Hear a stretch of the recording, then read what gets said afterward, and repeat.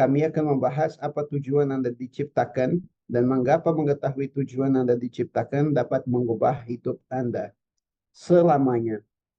Ini topik yang sudah tidak asing dimanapun dibahas. Banyak orang membahas hal ini dari perspektif psikologi, dari perspektif antropologi. Dan hari ini kita akan melihat pembahasan kita ini dari perspektif Alkitab. Apa yang Alkitab katakan, yang artinya kita akan melihat tujuan kita diciptakan dari perspektif teologi.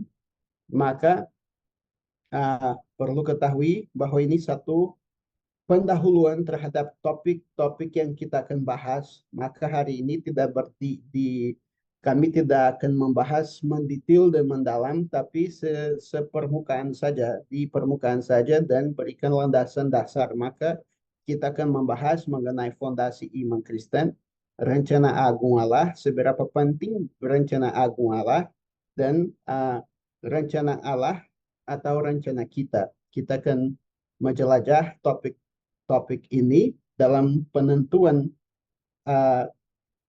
hal yang paling dasar bagi kita sebagai manusia yang mencari makna. Ini menarik kalau kita membandingkan perilaku hidup manusia dengan hidup binatang. Salah satu hal yang membedakan antara kita dan binatang adalah karena kita satu-satunya makhluk berpikir yang memaknai maupun mencari makna dari segala-galanya. Kami tidak bisa bahkan minum kopi tanpa mempertanyakan kenapa orang mulai meminum kopi. Dari mana datang kebiasaan tersebut? Kenapa sekarang sudah jadi begitu tersebar sehingga di setiap sudut sudah mulai ada warung kopi dan segala macam. Itu merupakan satu unsur paling dasar di dalam diri kita yang membuat kita mempertanyakan hal-hal sepele hingga ke hal yang paling besar seperti apa itu tujuan saya diciptakan.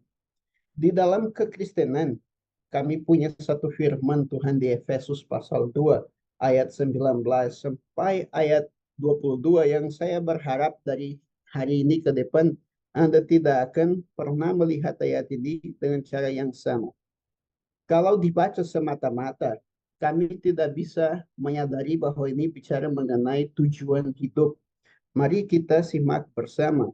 Dari ayat 19, saya hendak membaca yang membahas seperti ini. Saya akan baca dalam versi TSI, edisi yang ketiga. Artinya, kalian yang bukan Yahudi tidak lagi dianggap seperti pendatang yang tidak mempunyai hak apapun.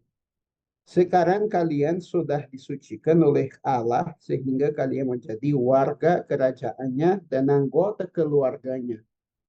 Kita semua menjadi seperti sebuah rumah yang sedang dibangun di atas batu-batu fondasi besar yang melambangkan para nabi dan para rasul, dan batu fondasi yang utama adalah Kristus Yesus.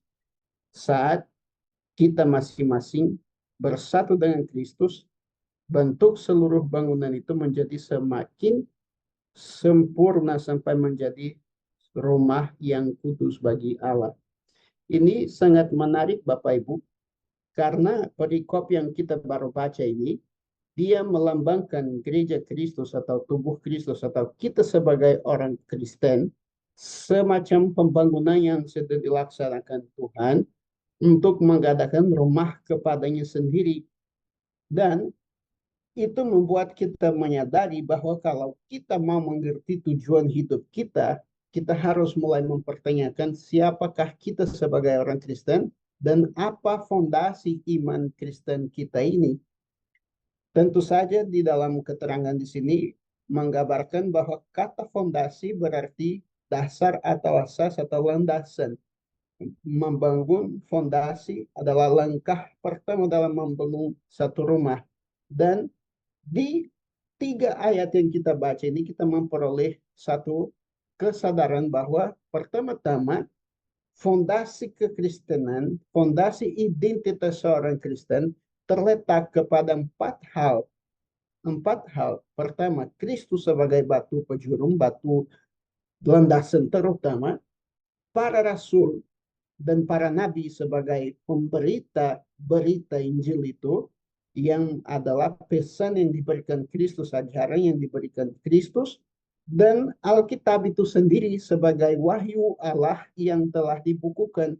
Maka setiap orang Kristen yang tidak mengenal Alkitab, dia tidak mengenal apa yang disampaikan para nabi dan para rasul. Dan dia akan susah memiliki hubungan pribadi dengan Yesus, memiliki persekutuan pribadi dengan Tuhan Yesus, karena dia tidak mengenalnya melalui firman-Nya yang sudah diwahyukan dan dibukukan. Otomatis krisis yang akan diperoleh orang Kristen yang tidak mengerti asas-asas imannya sendiri adalah krisis identitas dan hilang tujuan makna hidup. Sangat wajar di dalam firman Tuhan kita disamakan atau diibaratkan sebagai satu bangunan. Dan yang menarik, fondasi bukanlah sesuatu yang kita meletak di atas atap. Benar nggak? Fondasi pada intinya adalah sesuatu yang terdapat pada bagian tersembunyi paling dalam yang perlu digali setidaknya 1 meter ke dalam tanah sampai menemukan lapisan tanah yang lebih kokoh supaya bisa letakkan batu-batu dasar itu. Itu menunjukkan juga kepada kami kesusahan yang kami akan hadapi dari sini ke depan. Jangan menyangka bahwa menemukan fondasi iman Kristen yang membentuk dan mempernyatakan kepada kita tujuan hidup akan menjadi satu petualangan yang mudah. Tidak sama sekali.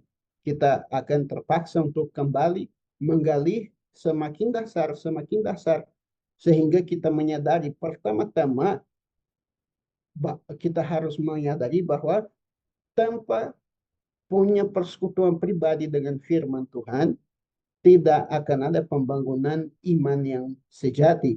Dan juga kita akan disadari setiap orang di sini yang masih keliru atau masih menganggap remeh kebiasaan membaca, merenungkan, dan melakukan firman, otomatis bisa dituduh oleh hati nuraninya sendiri bahwa dia belum beridentitas di dalam Kristus, dia belum berfondasi yang baik, oleh karena itu tujuan hidupnya sehingga kini belum sesuai kemauan Tuhan. Dan salah satu tujuan dari hidup kita yang jelas-jelas dalam firman Tuhan adalah kita hidup menurut kehendak Allah, bukanlah menurut kehendak kami sendiri. Yesus sendiri mempernyatakan di Matius 7 ayat 24 sampai 27, seperti yang Anda bisa baca di sini, bahwa setiap orang yang mendengar perkataannya adalah seperti orang yang membangun rumahnya di atas satu fondasi yang kokoh, satu batu yang besar.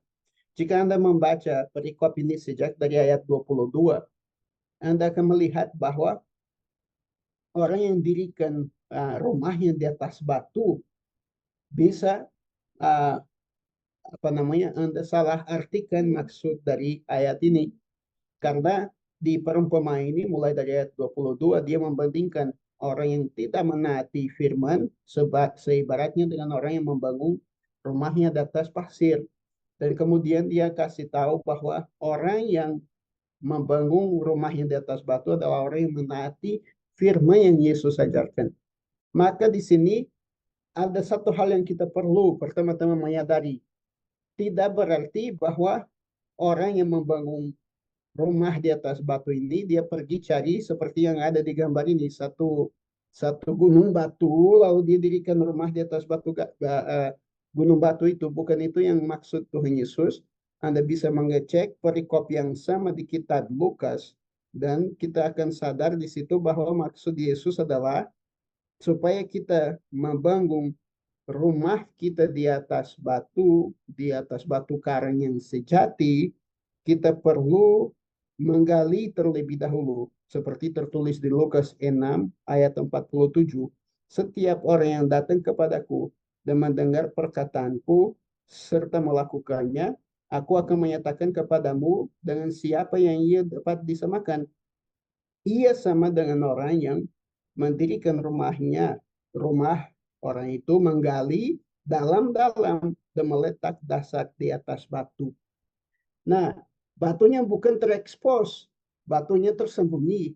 Karena yang maksudnya batu di sini adalah lapisan tanah dari strata bumi ini yang paling kokoh. Karena permukaan bumi ini dia bergerak. Dia bisa kalau hujan dia bisa menguap, kalau kering dia bisa memperkecil. Kalau kita bangun dasar rumah kita di atas permukaan saja, dia akan runtuh karena musibah atau uh, banjir apapun yang datang terhadap permukaan itu, permukaannya biasanya akan berusaha menyesuaikan dengan kuantitas usapan air yang terdapat. Maka Yesus sedang mengajar kepada kita bahwa melakukan penggajaran Kristus sampai kita memiliki dasar yang kokoh, perlu satu namanya pendalaman. Dan kebetulan ada tiga hal yang paling penting dalam mengerti fondasi. Sebagai seorang ahli bangunan yang baik, harus tahu bahwa fondasi yang dangkal mendatangkan musibah. Maka orang Kristen yang dangkal di dalam pemahaman firman-Nya atau firman Tuhan, dia tidak bertahan terhadap tantangan hidup. Dosa datang membawa dia ke dunia. Dunia datang melepaskan dia dari kerajaan Allah. Dan seperti firman katakan di Matius 13, dia bisa bahkan menerima firman dengan senang hati, tapi tidak berbuah karena khawatir, karena firman Tuhan terhimpit di dalam hatinya, atau datang burung-burung dan makan biji firman Tuhan dari hatinya. Yang artinya bahwa orang ini tidak punya akar, tidak punya kedalaman, tidak punya kekonsistensian dalam menemukan dan mempertahankan diri di dalam firman Tuhan. Dia membawa kita kepada hal yang terpenting dalam membangun dasar. Yang kedua, yang pertama itu punya kedalaman. Yang kedua, semakin dalam semakin stabil. Stabil artinya tidak goyah, tidak gampang runtuh. Dia menahan atau bertahan banting. Bisa datang udara dia tahan, bisa datang banjir dia tahan, bisa bahkan peluru atau apa kena tembaknya, tapi fondasinya kokoh di situ. Dan yang ketiga, yang perlu kita sadari, fondasi yang baik dia punya satu kata teknis ini adalah distribusi beban yang sama rata. Orang Kristen yang dia terbeban jadi Kristen dan rohani hanya di gereja, itu orang Kristen yang bercacat. Dia bukan Kristen sejati. Keluar dari gedung gereja, dia sama seperti dunia.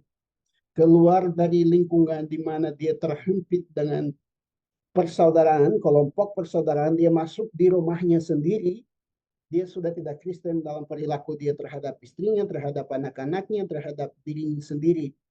Maka kekristenan perlu punya distribusi sama rata. Saya Kristen di mana-mana. Saya menahan beban di dalam keluarga, di luar keluarga, di komunitas, di masyarakat, dimanapun, dengan karakter yang sama. Dasar tidak bisa beda adonan di satu spot, di satu tempat, dan di tempat lain berbeda.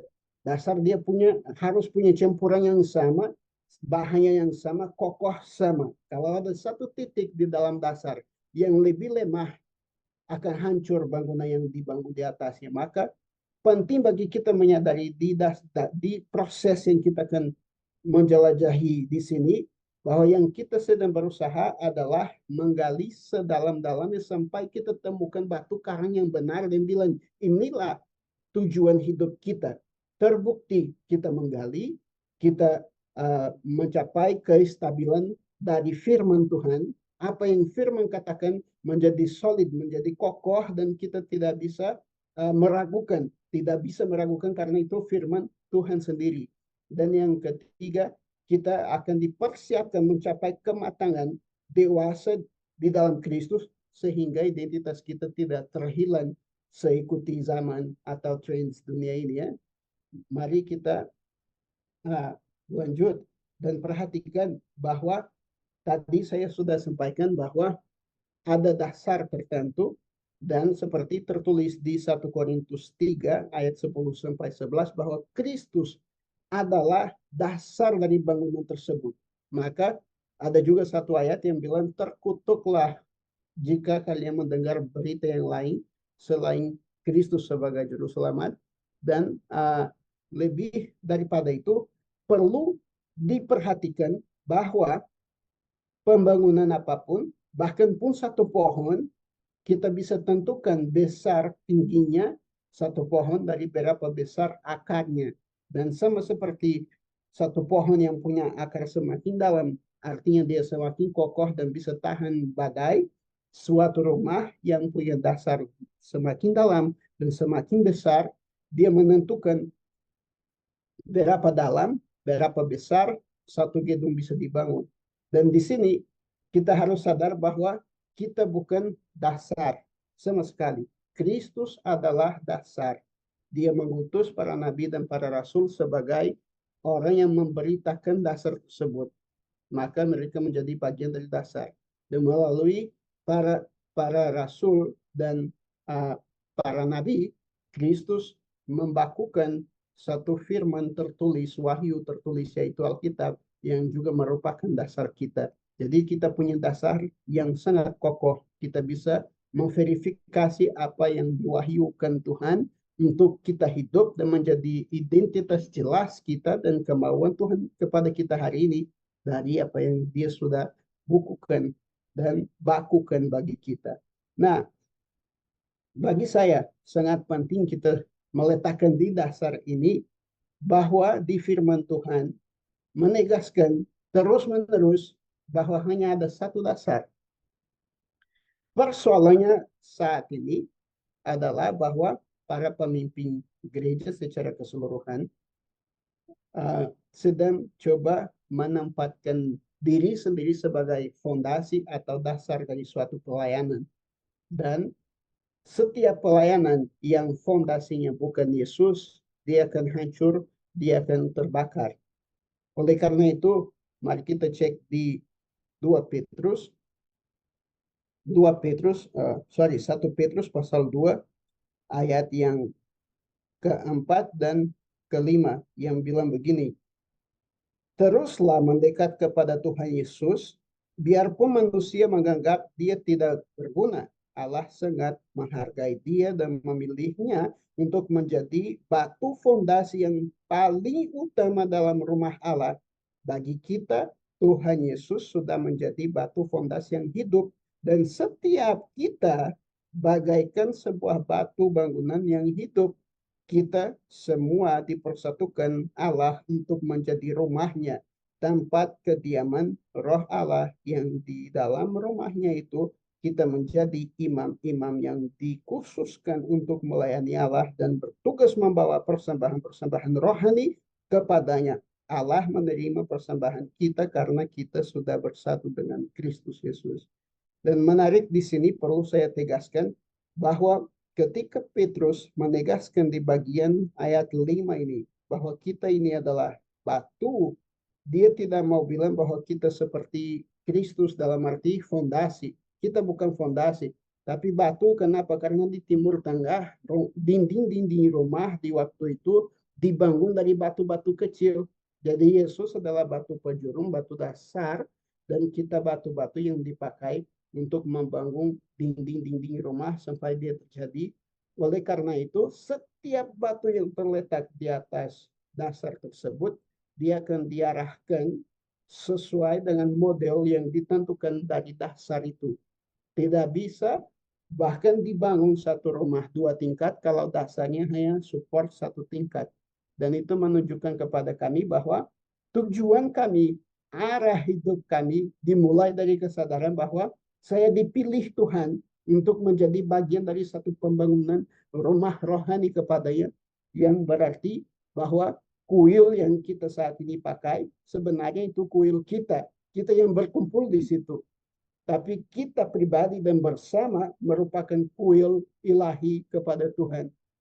Dan Kristus sendiri adalah dasar dari bait suci itu yang Tuhan sedang bangun. Maka kita perlu sadar di sini kepentingan kita menggali sampai kita temukan dasar yang benar dari Alkitab, yang konsisten, yang dalam dan yang kokoh, dan kita bukan hanya pelajarinya, tapi ada 4 unsur yang harus kita lakukan terhadap dasar iman Kristen yang kita sedang menggali ini demi menemukan tujuan hidup kita dan mengerti kepentingannya itu.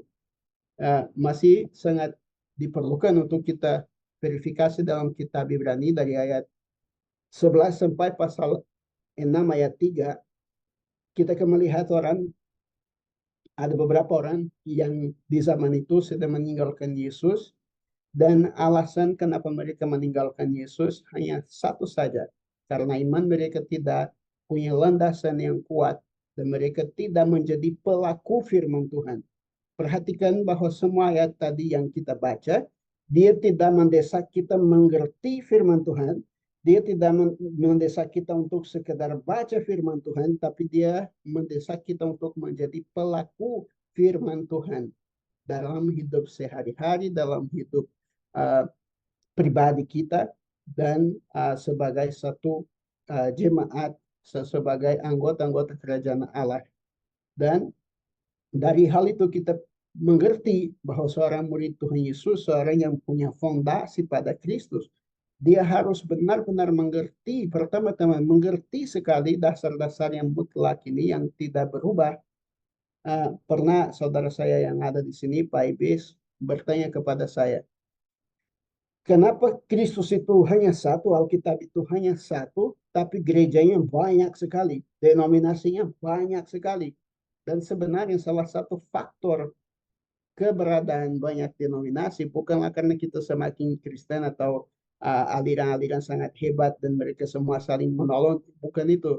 Tapi karena kebetulan kebanyakan orang atau aliran tertentu muncul dari menggali Alkitab separuh. Karena jika kita menggali Alkitab sedalam-dalamnya, kita akan mencapai kepada fondasi yang sama. Tidak ada fondasi yang lain. Tidak ada model yang lain selain Kristus. Maka dalam hal tersebut mungkin bisa saja secara organisasional muncul banyak aliran. Tapi pada titik yang lain, aliran semuanya akan mengatakan hal yang sama karena hanya ada satu Kristus. Satu dasar saja. Dan itu praktis. Yesus hidup di sini supaya kita mengikuti jejak langkah kakinya. Kita harus menirunya. Dan siapapun aliran, siapapun orang Kristennya, kalau dia tidak ada di dasar yang mutlak ini, dia bahkan belum bisa disebut Kristen. Maka perlu kita benar-benar sadar bahwa dasar-dasar iman Kristen itu bersifat mutlak, tidak berubah. Siapapun orangnya, apapun aliran yang diikuti, dasar-dasar itu tetap sama. Nah, dan silahkan Anda menyelidiki, dan semua aliran kekristenan akan tetap berpegang kepada dasar yang sama. Nah, dan oleh karena itu, dasar-dasar ini harus dipelajari dan dihafalkan. Bahkan bisa saya pakai satu kata yang agak aneh ini, namanya internalisasi. Internalisasi adalah menjadikan itu bagian dari diri saya sendiri sehingga saya bisa menerapkan, menghidupi, dan menjadikan itu hidup di dalam diri saya sendiri. Sedemikian juga dasar ini harus diajarkan kepada semua murid. Saat ini kemurtadan yang kita alami di dalam jemaat ini adalah karena dua tipe orang. Orang yang tidak punya dasar dan tidak peduli sama sekali untuk mengenal dasar firman Tuhan, dan orang yang merasa bahwa dia sudah memiliki dasar firman Tuhan, padahal belum. Dan yang lebih bahaya adalah orang yang pikir bahwa dia sudah punya dasar. Maka ketika capai atau tiba kesusahan apapun, dia tidak pikir dua kali untuk mencari kesenangan sendiri dan mengubah pindah ke kepercayaannya, karena kepercayaan bagi dia itu sekedar manfaat, di mana dia dapat manfaat lebih besar, dia akan ke sana. Maka perlu kita sadari bahwa jika ada orang di antara kita yang belum punya dasar yang kokoh, adalah tugas kita mengajar kepada orang-orang itu dan meyakinkan bahwa dia sudah benar-benar mengerti, memiliki dasar yang mutlak yang tidak berubah ini, dan bisa meneruskan kepada orang lain. Dan dasar ini harus diingati. Saya, Anda, Kalau kita menjauhkan diri dari firman Tuhan hari ini dan hanya baca dia sekali per tahun, kemungkinan besar kita menjadi orang teoritis, kalau tidak bahkan mati di dalam iman karena semakin jauh, seperti orang bilang di Indonesia ini, tak kenal, tak sayang. Dan firman Tuhan tidak dilakukan karena kita ini punya kemauan dan tekad yang sangat kuat. Firman Tuhan dilakukan, ditaatinya kalau kita mengasihi Tuhan. Itu tertulis di Yohanes 14 ayat 15. Jika kamu mengasihi aku, kamu akan menuruti segala perintahku. Perhatikan bahwa kunci di situ saya menaati karena saya mengasihi. Bukan saya taati baru saya belajar kasihi. Saya kasihi, maka saya akan taati. Nah, 4 prinsip ini terhadap dasar iman Kristen yang kita akan berusaha untuk melakukan selama proses perjalanan kami ini supaya kita menemukan rencana agung Allah dan tujuannya kepada kita. Dan bagi saya pribadi Bapak Ibu, ada satu hal yang sangat menyedihkan hati saya adalah bahwa di generasi kita ini menjadi generasi yang orang hidup tanpa tujuan adalah melihat bahwa ada banyak orang Kristen yang belum punya arah sebagai orang Kristen. Dia pergi menjalani hidup sosial dia masuk gereja, dia tahu pola berdoa, dia tahu pola beribadah, tapi kalau kita tanya apa rencana Allah kepadamu hari ini, kemungkinan besar orang itu tidak akan tahu menjawab hal tersebut karena bagi dia Allah dan dirinya sendiri bukan dua hal yang bisa disatukan. Dia hidup seakan-akan Allah tidak peduli dengan pola hidupnya pada masa kini. Dan kebanyakan sudah puas dengan kenyataan bahwa dia sudah diselamatkan. Saya sudah diselamatkan. Itu tujuan Tuhan bagi saya. Maka saya sudah pergi surga, sudah aman. Ya, sekarang tinggal saya jalani bisnis saya, pernikahan saya, kuliahkan anak-anak saya.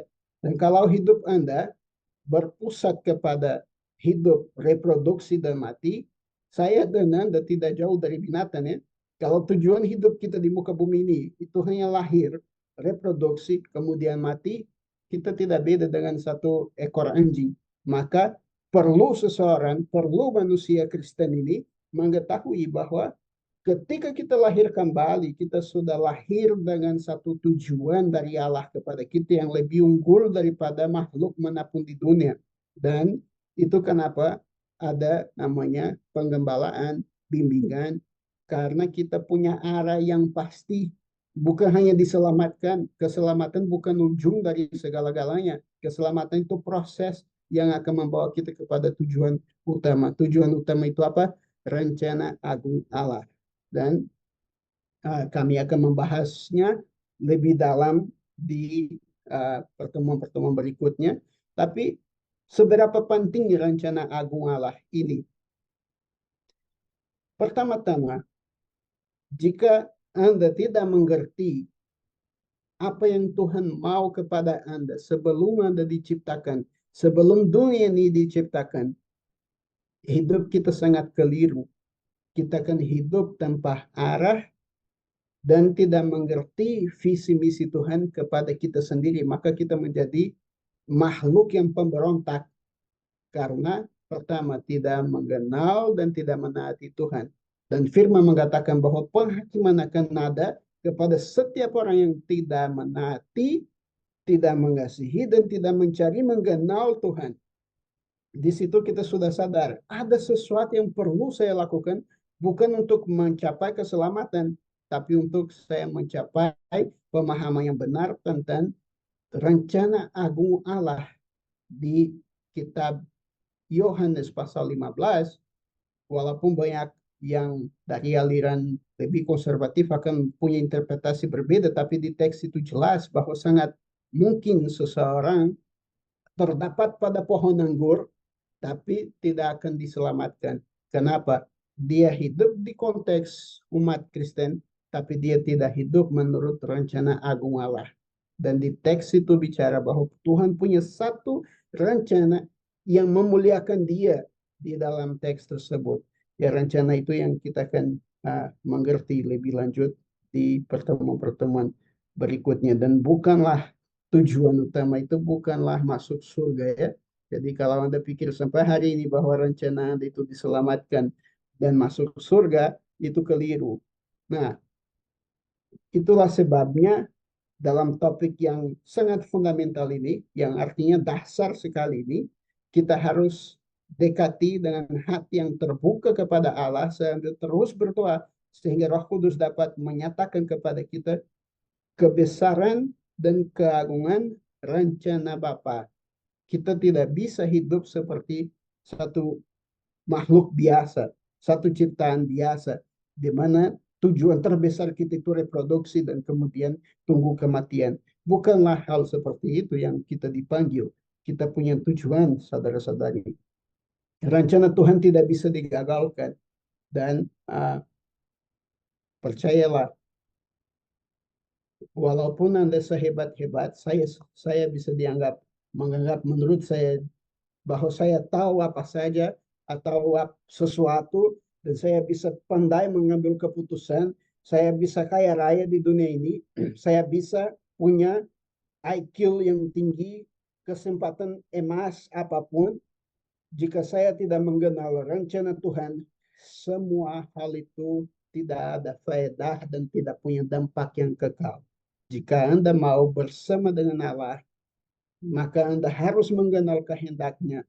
Segala sesuatu yang kita lakukan hanya memiliki dampak yang kekal, yang sungguh-sungguh bernilai, yang berharga apabila kita bertindak berdasarkan rencana Allah. Dan kebetulan, setiap orang yang tidak mengenal rencana Allah, dia sudah memberontak Tuhan. Karena ada satu ayat yang saya sangat mengasihi di Efesus pasal 5, ayat yang 10, dan kemudian ayat yang 11, ayat yang 17, kita baca yang 10 terlebih dahulu, bilang begini, tetaplah berusaha mencari jalan yang paling menyenangkan hati Tuhan. Di ITB bilang, dan ujilah apa yang berkenan kepada Tuhan. Ini adalah satu perintah, tapi lebih jelas di ayat yang ke-17 yang di versi TB bilang, sebab itu janganlah kamu bodoh, tetapi usahakanlah supaya kamu mengerti kehendak Tuhan. Ini juga satu perintah, sehingga setiap orang yang tidak mengerti rencana Allah, kemauan Allah, dia hidup dalam kebodohan rohani, dalam kebutaan rohani. Dan apapun yang dia lakukan, bisa menjadi jutawan, itu tidak akan ada dampak. Berapa orang jutawan yang sudah lewati di dunia ini, dan kita bahkan tidak ingat namanya.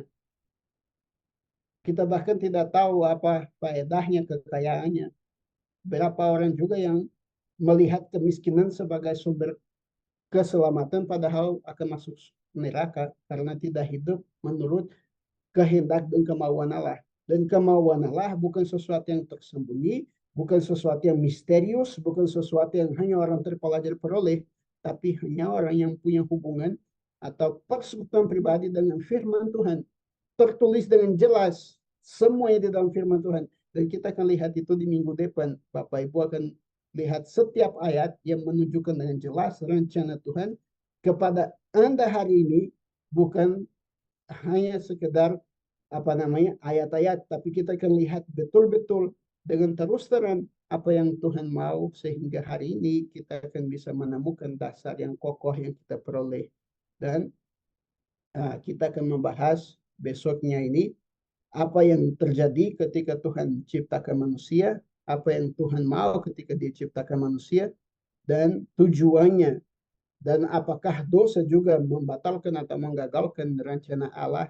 Nah, kita akan melihat itu semua di pertemuan berikut. Maka hari ini sebagai landasan, kita melihat kebutuhan mengerti dasar-dasar iman Kristen yang sejati dan memastikan bahwa kita mengenal kehendak Allah dan hidup menurut kehendak Allah. Bahwa perintah Tuhan Yesus bukan menjadi pendengar Alkitab, tapi pelaku Alkitab. Dan kebetulan Bapak Ibu, saya pernah meringkas dan membagikan ke beberapa teman terdekat. Ada 4 tingkat. Saya akan bagi sangat cepat ini. Ada 4 tingkat yang kita harus peroleh dalam satu proses uh, pengenalan firman Tuhan. Dan bukan hanya orang yang terpelajar, ini semua orang Kristen di dunia harus memiliki keempat atau lima tingkat kedewasaan dalam petualangannya mengenal firman Tuhan. Pertama, dia harus punya persepsi yang benar. Dan persepsi itu sudah cukup untuk menyelamatkannya. Persepsi itu memiliki, mengerti dan memiliki pola pikir Alkitabiah. Dia dengar firman Tuhan, itu mengubah dan menciptakan persepsinya. Maka ini sudah tingkat yang kebanyakan orang Kristen ada. Mereka dengar firman Tuhan setiap kali di gereja. Mereka bahkan dengar Alkitab suara. Tapi sepertinya dia percaya, dia mengakui, dia dibaptiskan, dia jadi orang Kristen, tapi masih belum ada perubahan banyak hal. Dan juga itu tingkat yang permukaan. Dia hanya makan makanan yang disajikan oleh orang lain di renungan, di khotbah seperti ini, tapi tidak masuk ke tahap berikut, yaitu konstatasi. Konstatasi itu mirip dengan jemaat di kota, saya lupa sekarang nama kotanya itu, tapi Bapak Ibu pasti ingat, adalah ketika Paulus sedang Berea, orang-orang di Berea, Paulus sedang beritakan Injil di Berea, dan segala sesuatu yang dia bicara, Tuhan katakan seperti ini, mereka pergi baca demi mereka sendiri. Karena keamanan suatu jemaat yang sesungguhnya ada ketika jemaatnya itu tidak takut akan firman Tuhan. Mereka mengasihi firman dan mereka mengecek, sehingga para gembala harus benar-benar khotbah firman Tuhan karena jemaat juga mengenal dan mereka mau terima ajaran yang sehat. Maka tahap membaca itu sendiri sudah sangat-sangat membawa ke tingkat kedewasaan yang berbeda. Saya mampu sekarang mengecek ketika orang bicara, saya tidak buta percaya, saya pergi cek jika itu sungguh-sungguh apa yang firman Tuhan sedang katakan. Maka tahap berikutnya adalah, oke, saya sudah dengar, saya sudah baca, sekarang apa? Saya mengkaji firman Tuhan. Saya menyelidiki firman Kristus bicara di Yohanes 15, kalau saya tidak salah ayat 39, kalian menyelidiki Alkitab karena kalian menganggap di dalamnya ada apa? Hidup yang kekal. Itu orang yang mau menggali dasar yang kuat. Saya tidak puas dengan mendengar apa yang Pak Manuel ajarkan. Saya mau baca sendiri, apakah memang ada ayat-ayat yang bicara tentang rencana agung Allah? Apakah ada bedanya di dalam Alkitab antara rencana keselamatan dan rencana agung Allah? Dan coba cek sendiri, pasti ada. Dan nanti Anda yang ajarkan saya, karena pasti Anda akan sangat kagum dengan keindahan rencana Allah. Dan itu perlu apa? Pengkajian. Maka orang yang mengkaji firman Tuhan seperti di 1 Petrus pasal 3 ayat 15, dia mampu, sungguh-sungguh mampu memberikan alasan atau bertanggung jawab terhadap apa yang dia percaya. Sampai di tingkat membaca, kalau orang geprek kita dengan pertanyaan, kita hanya bilang, oh saya sudah baca tapi lupa. Ketika kita mengkaji, kita rela untuk bahkan membela iman kita. Oh, bukan demikian. Di Alkitab bicara seperti ini, seperti itu. Karena saya sudah selidiki, saya paham betul apa itu keselamatan menurut firman Tuhan. Dan yang ketiga, yang keempat adalah merenungkan. Dan merenungkan, Bapak Ibu, bukanlah meditasi seperti yang dilakukan di Buddha di agama lain. Merenungkan di dalam firman Tuhan artinya memikirkan hal tersebut hingga aku mampu melaksanakannya. Ketika saya mendengar, saya baca, saya mengkaji, sekarang saya bisa merenungkan. Kenapa? Karena saya akan merenungkan makna yang sebenarnya yang mau dikomunikasikan Tuhan di situ, dengan berpikir khawatir bagaimana caranya saya akan memperlakukan hal ini di hidup saya. Perenungan yang hanya bisa menghasil teks yang kita kirim di Instagram atau di WhatsApp, itu tidak mendatangkan kebijaksanaan. Kebijaksanaan berbicara tentang kemampuan bertindak sesuai firman Tuhan. Maka tingkat berikutnya adalah hasil dari perenungan. Orang yang membaca atau mendengar dan dia langsung mau merenungkan, dia akan merenungkan apa? Hanya kata-kata di permukaan karena dia tidak menemukan makna yang sebenarnya dari kitab itu. Maka dia gagal di pelaksanaan. Coba pikir, berapa banyak yang Anda kenal dari Alkitab, tapi berapa banyak yang Anda menerapkan dari Alkitab. Kegagalannya akan ada di antara baca, kalau kurang mengkaji dan renungkan, atau tidak ada pengkajian, renungan Anda tidak menghasilkan penerapan. Maka di sini kita bisa verifikasi tingkat hubungan pribadi dengan firman Tuhan. Saya hanya sekedar pendengar, sekali per minggu saya pergi di gereja dan saya menyimak, oke sudah. Atau saya juga punya jadwal bacaan harian, dan sudah berapa lama saya baca berkali-kali, tapi belum bisa menjadi pelaku yang seperti seharusnya. Artinya perlu pergi lebih pelan-pelan, ambil firman itu, mengkaji ayat per ayat, kitab per kitab, pasal per pasal, sampai hal tersebut jelas terus terang di mata dan di hati saudara, baru saudara bisa merenungkan makna tersebut, dan perenungan tersebut akan mendatangkan atau menghasilkan buah. Buah itu adalah perilaku. Perilaku. Maka dalam proses ini, itu yang kita akan lakukan terkait tujuan hidup kita. Kalau Tuhan ciptakan kita dengan satu tujuan, mari kita mendengar, membaca, mengkaji, merenungkan, dan menerapkan hidup sesuai rencana tersebut. Sedemikianlah yang saya hendak sampaikan. Terima kasih banyak atas kesempatan di pertemuan pendahuluan kita ini. Tuhan memberkati.